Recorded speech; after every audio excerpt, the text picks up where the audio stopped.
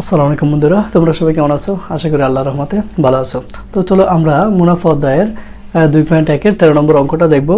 আর এই 13 নম্বরের আগে যে অঙ্কগুলো রয়েছে 1 থেকে, যে অঙ্কগুলো এখানে যে অঙ্ক তোমরা ক্লাস মিস করছো, তো তোমরা পূর্বের ভিডিও দেখে সেই অঙ্কগুলোর ক্লাসটা করে নেবে আশা করি। তো চলো আমরা দেখি এখানে কি আছে। আমরা এখানে দেখতে পাচ্ছি যে কোনো আসল 3 বছরে মুনাফা আসলে 1578 টাকা এবং 5 বছরের মুনাফা আসলে 1830 টাকা হয়। আসল ও মুনাফার হার বের করতে বলছে। তাহলে দেখো এখানে কিন্তু কোনো আসল মানে আসল কিন্তু একটাই, আসল বের করতে হবে। 3 বছরের মুনাফা আসলে কত হয়? 1538 টাকা। তাহলে 3 বছরের মুনাফা আসল কিন্তু 1538 টাকা হবে এবং ওই একই আসল যদি 5 বছর থাকে তখন মুনাফা আসল হবে 1830 টাকা। তাহলে আসল এবং মুনাফার হারটা বের করতে বলছে। তো চলো আমরা এই অঙ্কটায় কি আমরা দেওয়া আছে দিয়ে লিখি, যে দেওয়া আছে দেখো এখানে কিন্তু দুইটা অংশ এই অঙ্কটার। এই কোনো আসল 3 বছরের মুনাফা আসলে 1578 টাকা, এটি কিন্তু একটা অংশ। আবার এবং 5 বছরের মুনাফা আসলে আমার 1830 টাকা, এইটা একটা অংশ। তাহলে প্রথম অংশে আমাদের কি দেওয়া আছে, যে সময় n = কত? 3 বছর। আর এখানে মুনাফা আসল কত? মুনাফা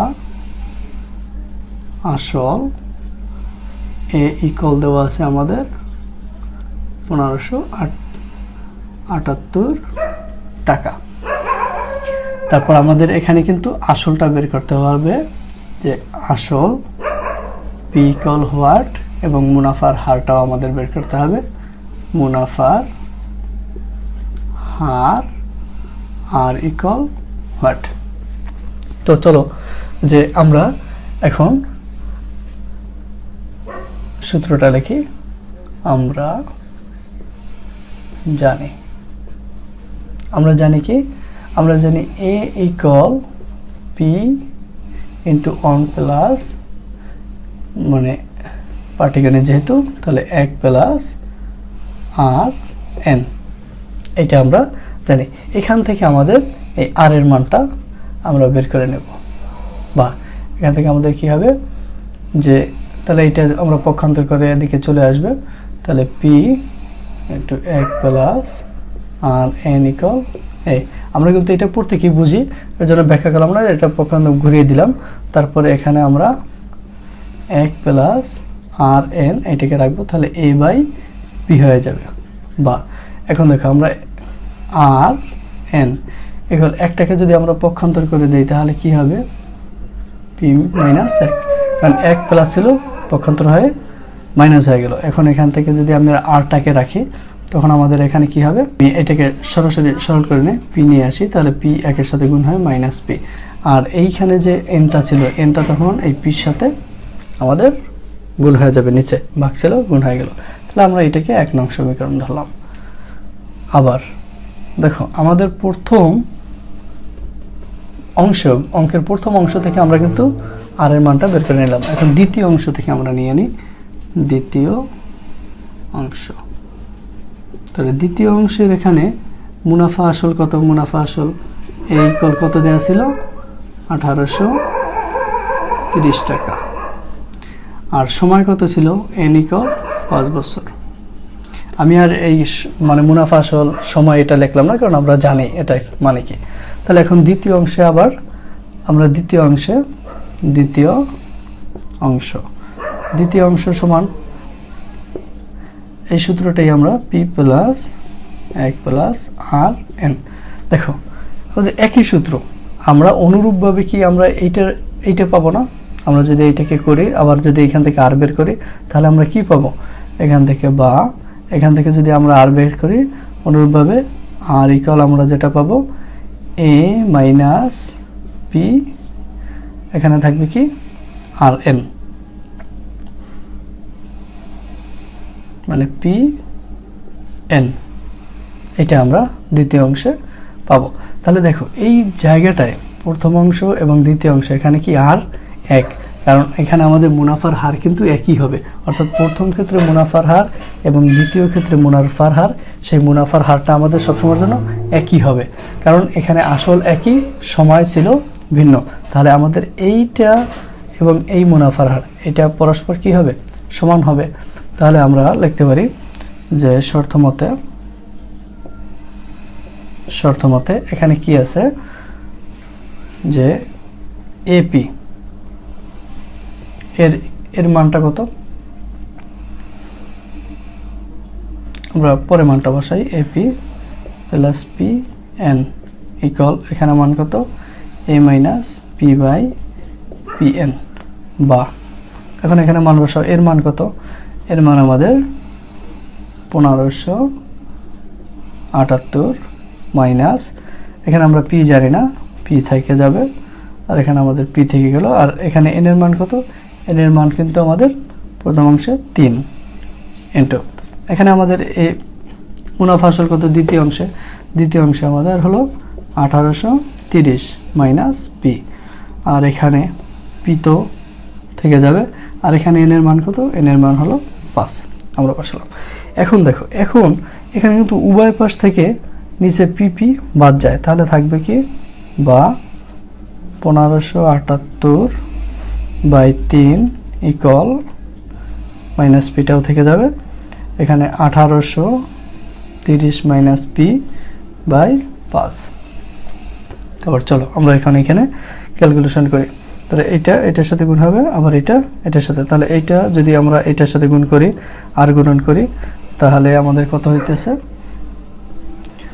0 বা 0 3 3 9 3 8 24 এর 4 হাতে আমার 2 3 একে 3 আর 1 5, আর এই 3 পির সাথে গুণ হইলে হবে 3 পি ইকুয়াল, এখন এখানে আমাদের 5 দ্বারা এটাকে গুণ করতে হবে, তাহলে 5 8 কত, 5 8 40,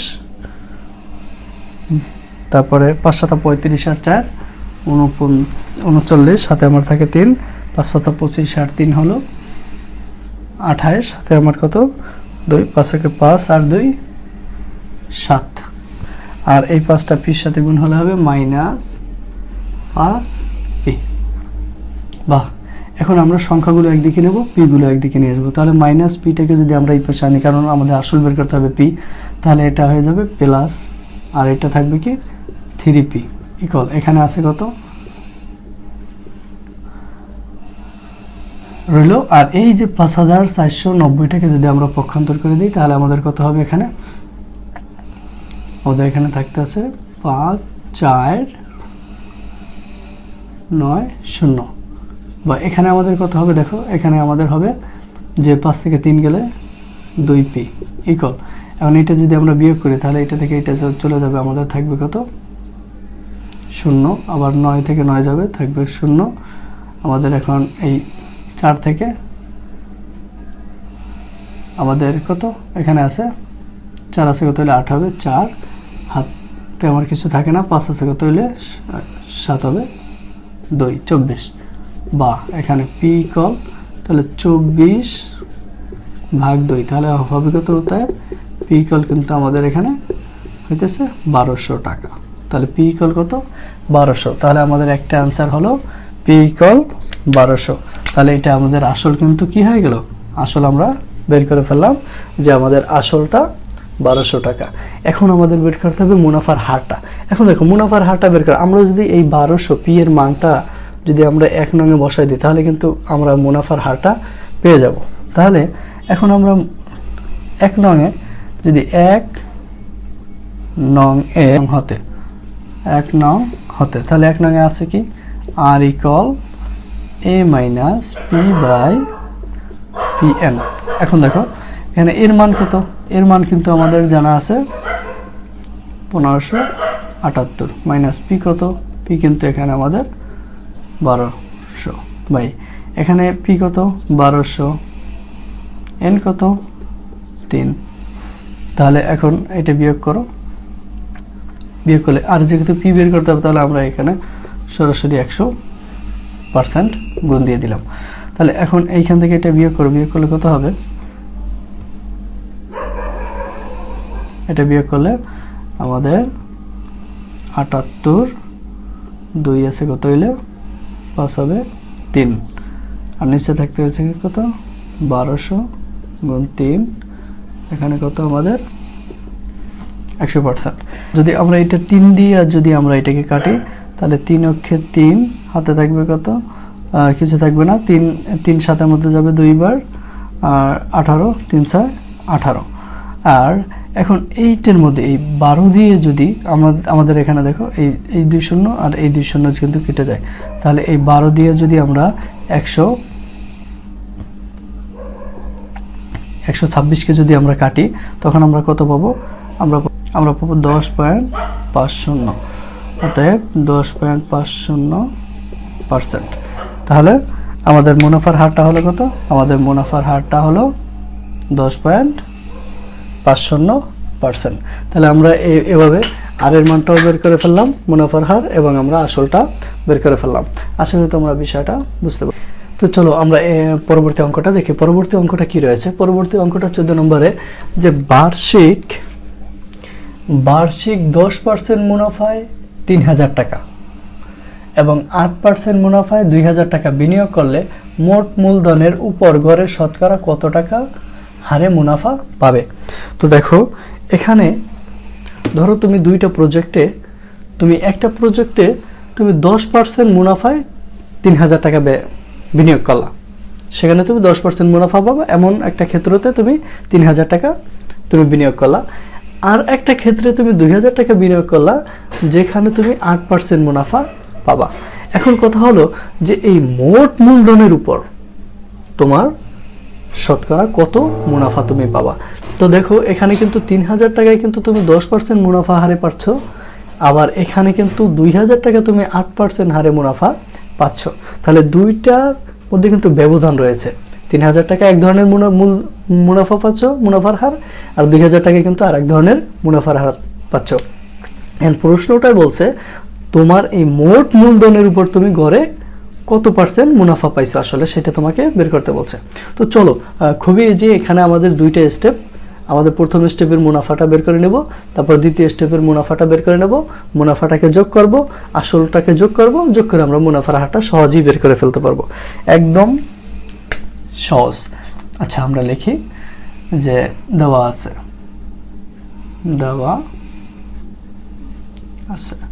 দেখো এখানে দেওয়া আছে যে মুনাফা 3000 টাকা।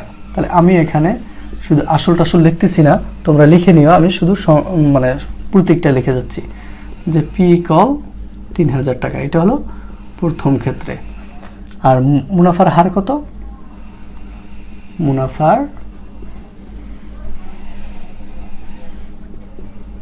হার আর ইকল 10%, মানে 1/10/100।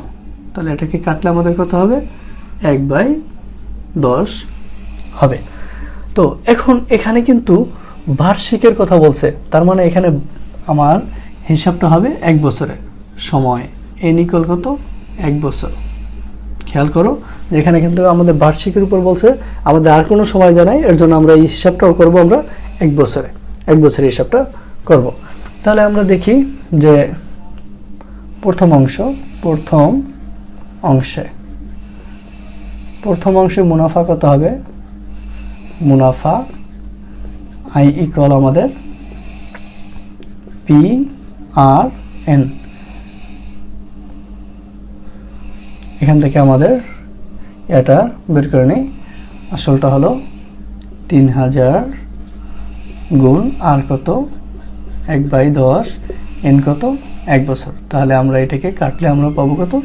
300 টাকা। দেখো বন্ধুরা, আমাদের প্রথম অংশ থেকে আমাদের মুনাফা আসছে যে কত? 1 বছরে 300 টাকা। তাহলে এখন আমরা দ্বিতীয় অংশ থেকে দেখবো আবার দ্বিতীয় অংশে মুনাফা আই ইকুয়াল আমাদের কত? P R N. দেখো দ্বিতীয় অংশটা আমরা এখানে লিখেছি, দ্বিতীয় অংশে তে মূলধন কত? পি ইকুয়াল 2000 টাকা আর মুনাফার হার কত, আমাদের আর ইকুয়াল 8%, মানে 8/10, 100। তাহলে আমরা এটা লিখে নিলাম, আর সময় তো একই। তাহলে এখন আমরা মুনাফাটা বের করে নিই। তো এখানে পি কত, 2000 টাকা, আর কত, 8/100 সমান কত, 1। তাহলে দেখো এই 2 শূন্য এই 2 শূন্য কেটে যায়। তাহলে এখন এই 8 দ্বারা 20-এর সাথে গুণ করলে আমরা পাবো 160 টাকা। দেখো বন্ধুরা, আমাদের কিন্তু দ্বিতীয় অংশে আমরা মুনাফা পাইলাম কত, 160 টাকা। খুবই সিম্পল। এখন আমরা এই মুনাফা দুইটাকে আমরা যোগ করে দিই। তাহলে মোট মুনাফা,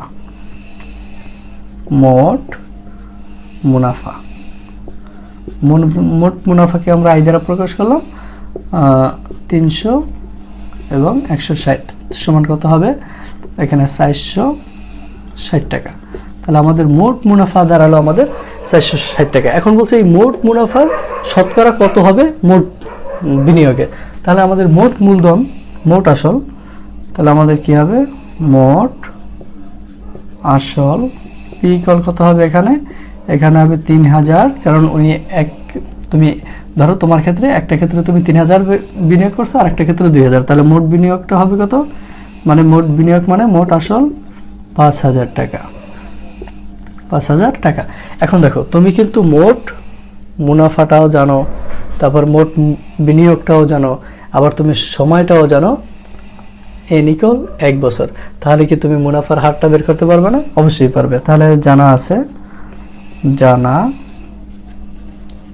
আছে আই ইকুয়াল কি বলতো, পি আর এন, বা এখান থেকে যদি আমরা আর এর মানটা বের করি তাহলে আই আমাদের কি আসবে, পি আর এন। তাহলে নিচে চলে আসবে পি এন ইকুয়াল, দেখো এখান থেকে আমরা আই এর মান কত, 460, মানে পি কত, 5000, ঠিক না, 5000 গুণ এখানে এন কত, এন কিন্তু 1 বছর। আর এখানে আমাদের আরেকটা বিষয় আছে, 100%, যেহেতু আমরা মুনাফার হারটা বের করতে চাই, তাহলে আমরা 100% দিয়ে দিলাম। তাহলে দেখো এই শূন্য এই শূন্য, আবার এই শূন্য এই শূন্য, আবার এই শূন্য এই শূন্য।